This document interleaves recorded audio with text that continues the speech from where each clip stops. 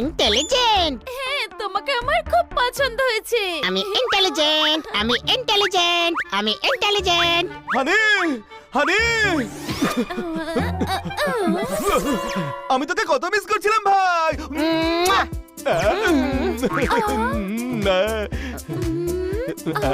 ভালোবাসি তোকে অন্য কেউ, খামোকা কেন তোকে ধরবো ভেউ? এখানে দেখছি অন্য গল্প। হ্যাঁ, আমরা একে অপরকে খুব ভালোবাসি। হ্যাঁ, সে তো দেখেই বোঝা যাচ্ছে।